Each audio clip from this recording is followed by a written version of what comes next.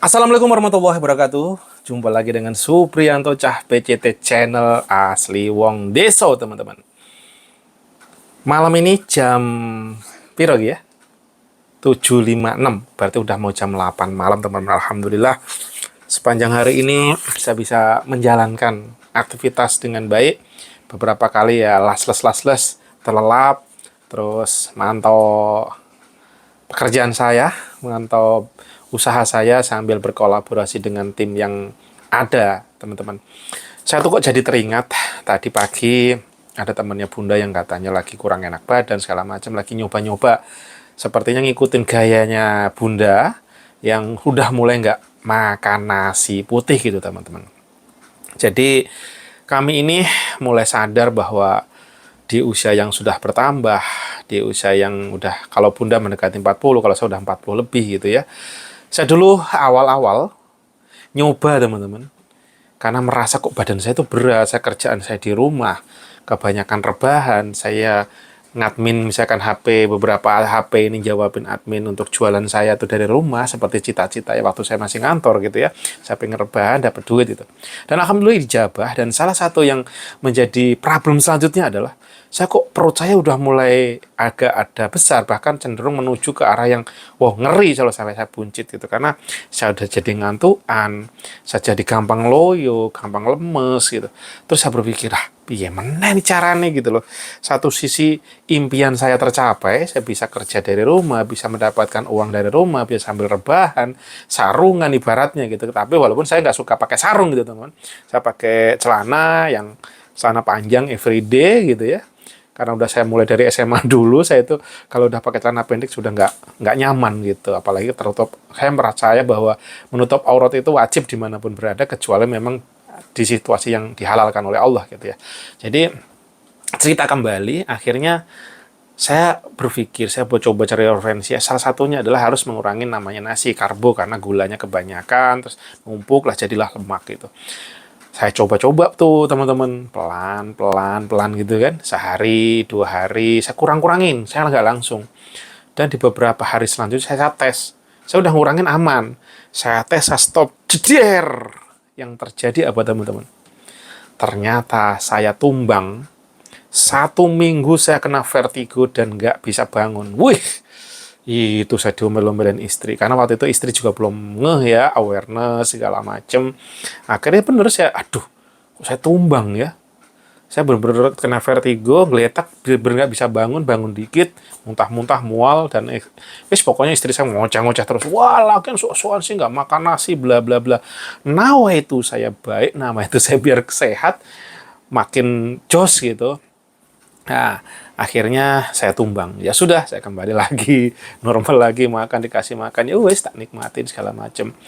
Terus akhirnya telisik, saya itu ternyata punya penyakit lain yang membuat badan saya selalu gampang loyo segala macam. Jadi saya tuh tahu, cuman nggak begitu menghiraukan. Kayak saya rasa ini masih normal aja, masih oke lah gitu. Ternyata saya punya wasir, dan pada saat saya ke belakang, terutama buang air besar itu, saya keluar darah. Nah, darah saya itu sempat satu titik saya sampai benar-benar loyo, lemes, dan saya tuh terus-terusan greges badan saya tuh. Pas saya cek, karena udah mau tumbang, udah berbulan-bulan kok badan saya nggak nyaman terus gitu. Saya tumbang, akhirnya saya ke rumah sakit Siloam dekat rumah, testing, ternyata HB saya benar-benar turun, dan didetek mestinya kalau udah habis segini itu bisa mengarah pingsan. Padahal sebab itu saya ke rumah sakit sendiri, jalan sendiri. Bahkan pada saat saya daftar, saya ditanya, Bapak sama siapa? Sendiri loh, kok kelihatan sehat-sehat aja. Pas dicek, ya itu HB saya benar-benar turun. Saya lupa angkanya, tapi sangat rendah.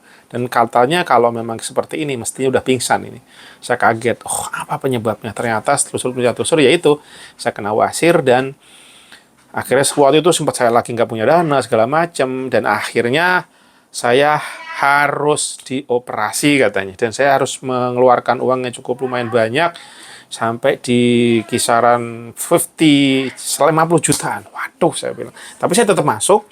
Dan seingat saya itu saya habis mungkin 10 atau 15 juta, saya kurang inget, tapi lumayan besar bagi sesuatu itu. Terus akhirnya saya cari alternatif, inti saya bereskan, saya ke alternatif, dan saya bisa, ya ujung-ujungnya saya juga habis lah. 20 atau sampai 30 totally gitu ya. Karena berapa kali saya bolak-balik. Terus setelah itu ya udah badan saya kembali penyembuhan cukup lumayan lama karena saya juga belum ngerti segala macam akhirnya, tapi intinya saya bisa finish, alhamdulillah selesai dan saya kembali badan saya normal lagi dan alhamdulillah akhirnya saya coba pelan-pelan jadi saya nggak sampai loss banget. Yang saya lakukan adalah belajar puasa Daud dan waktu itu masih tumbang lagi.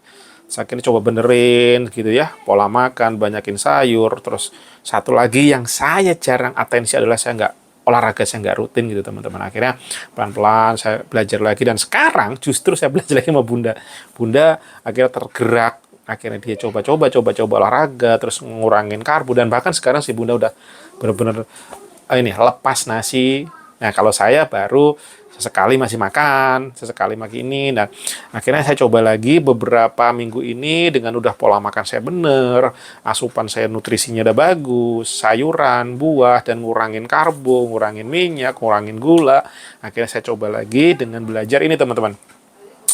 Saya tambah dengan puasa Daud. Ternyata, alhamdulillah, ini baru minggu-minggu ini saya coba lagi untuk puasa Daud dan nasi udah benar-benar saya kurangin banget. Paling sekali makan sekali, sehari sekali, atau kadang udah beberapa hari saya udah nggak makan nasi lagi, alhamdulillah gitu.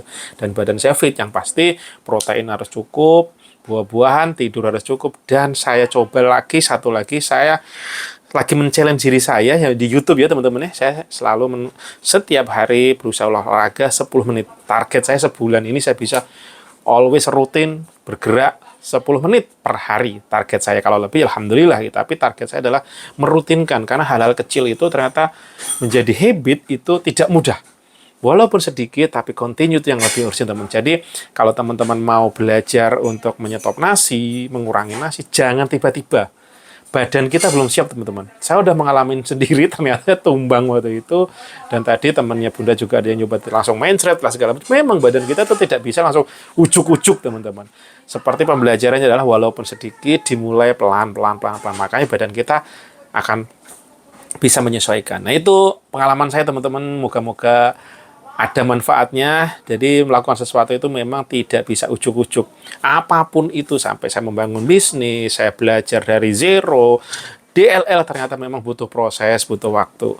Begitu juga badan kita, nggak ada yang tiba-tiba langsung dihantem, kita mau kurus, ya mungkin serba cepat efeknya juga kurang bagus. Pasti akan ada impact-nya gitu ya. Mungkin ada yang dengan surgery atau bla bla, I don't know. Tapi saya contoh dari diri saya sendiri bahwa saya pun tidak bisa langsung ujuk-ujuk jebret gitu. Jadi pelan-pelan ada prosesnya dan pada saat udah ketemu ya udah enjoy. Happy aja, nikmat aja, nggak makan nasi, nggak ada, nggak kenyang. Siapa bilang nggak makan nasi nggak kenyang? Makan protein aja, telur, tempe, tahu, sayuran, buah kenyang. Nggak percaya? Coba aja di diri Anda. Tapi yang pasti jangan langsung main hajar, bleh. Bisa-bisa Anda tumbang. See you next video. Assalamualaikum warahmatullahi wabarakatuh.